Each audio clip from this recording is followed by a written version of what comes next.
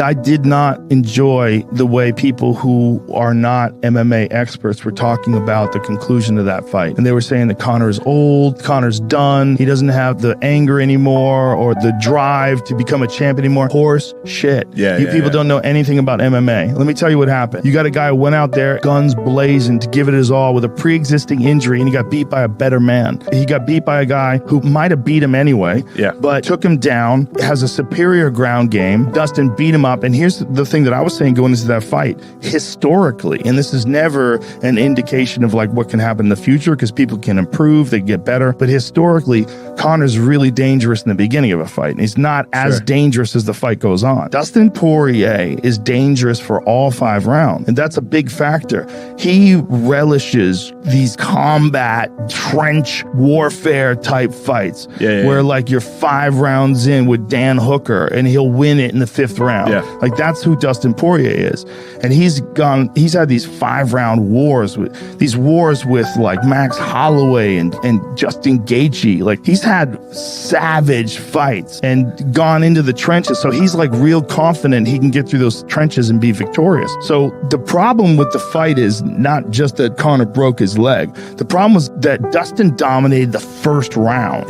When Dustin, and he, that was, if he dominates the first round, he's likely the favorite to win the second round, and then he's even more of a favorite to win the third round. And this is just based on historical moments in fights. That's what you have to realize. That's what kind of a savage Conor McGregor is. He was kicking him with a broken leg because he's a left-hander, right? So his left side is the power side. So his left kick's his big kick. And that was the kick that he was throwing, even though he had a broken shin. Pretty wild. It's truly insane. He's wild. But that video we were watching of him driving around in a scooter, dude, he's so funny. Respect. Nothing but respect for that guy. What's up, guys?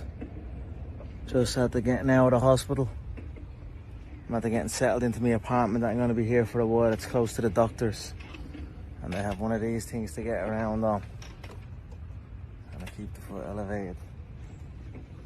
And I have this little thing to get around on. Keep a positive mindset. You know, we've got this. That guy fight.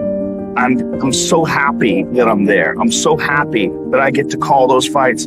I'm happy I get to be there when all this is going down, because I really feel like he is a huge part of combat sports history. And I think that when all is said and done, when we look back on this 20, 30 years from now, the Conor McGregor era will be something truly special, truly unique. It was almost bizarre. It's almost bizarre how good Conor is. Right? Almost bizarre. The way he picked apart Eddie Alvarez. Almost bizarre. And like magical. That's almost the word I want to use. Correct. Like he touches motherfuckers with that left hand. Have you ever seen Eddie Alvarez just get, like, they didn't even look like they were in the same planet. Like one guy like looked like he was from Mars. The other guy looked like he was just a normal dude trying to figure it out. Well, it looked like Eddie, the moment he got hit, was like, what the fuck? You could see on his face, he was like, holy Jesus, what am I doing here? And then he goes, well, all right, he's not very good at wrestling. Let me try this wrestling. And Conor's like, that was your shot? Oh, bro, you're in for a long night. And I think Eddie realized, like, holy fuck. Well, he's already touched up a little bit when he finally went in for the shot, you know, and I just think Conor knew then also that he had him. And how calm was he? Ridiculous. Just calm, upright, and just waiting.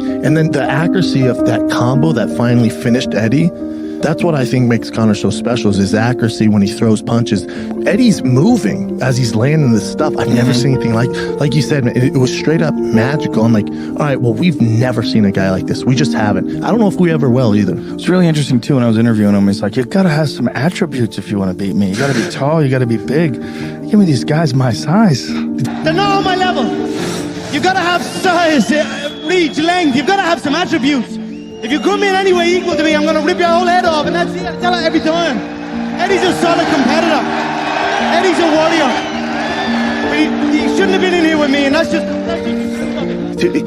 What he's doing, though, it's so...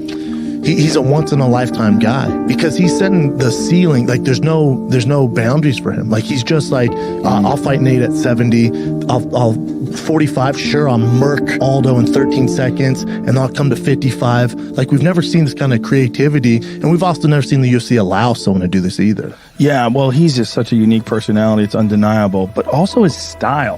In a lot of ways, he kind of does a lot of like what Wonder Boy does, but with less kicks. I think Wonder Boy is better at surprising guys with his kicks and his angles, but Conor sets it up and he's landing combos that are all so precise in this power. Like he's touching dudes and you can see it on their face. Yeah. He touched Eddie and Eddie's like, what the Well, not only that, he's hitting him in a surprise way and he's not telegraphing it at all. Like his ability to like go from bouncing around to launching that shot is so quick. It's so precise and it's so focused and there's no fat in his movements. It's just I think Conor can come back like he was and perhaps better than he was, but he needed... You had good advice about that though. You need to get out of his comfort zone. He cannot be the boss because it's easy when you're wealthy, you're healthy, you're wealthy, you got everything you need in the world. You're not hungry anymore. But you need to be willing to do that. It's a sacrifice that need to be made, especially at the elite level. I think someone on the outside needs to look at what you're doing. You can't look at it objectively yourself. You need someone analyzing,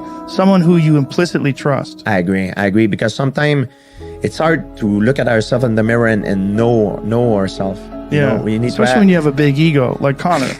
Yes. He's so, for good reasons. I mean, he's very confident, but it's because of his success and because of his ability. He understands what he's capable of, but I don't think that's enough. We say sometimes that you don't want to fix something that is not broken, but I think it's wrong. I think you when you're on top, you need to fix something that is not broken because otherwise the sport will catch up to you. Yes. You need to innovate. And if you stay there, the sport will catch up to you. You know what I mean? Of course, Conor, he's not champion and he had a few losses, but you need to have a reality check if you want to stay there and be successful, I believe, And it's broken. It's broken. Like, yes.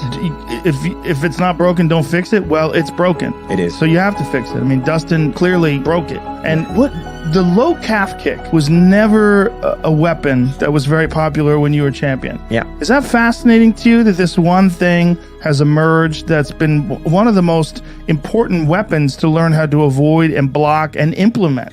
Yeah, it's because a lot of guys, their striking background come from Muay Thai. And in Muay Thai, it's not really used because the stance is more narrow. So if the stance are more narrow, you can lift and shield it easier.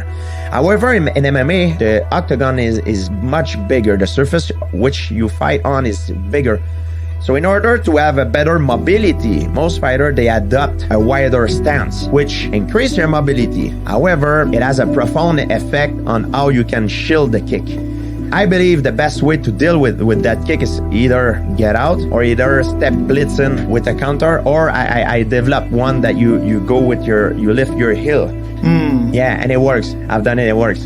Interesting. Yes. So if you are fighting someone who's standing orthodox and you're standing orthodox, your left leg would be in front and you would just pick it up and they would kick your heel instead of kicking your calf. Yes, and it's a fast move. Instead of because if you try to shield it, you don't have enough time.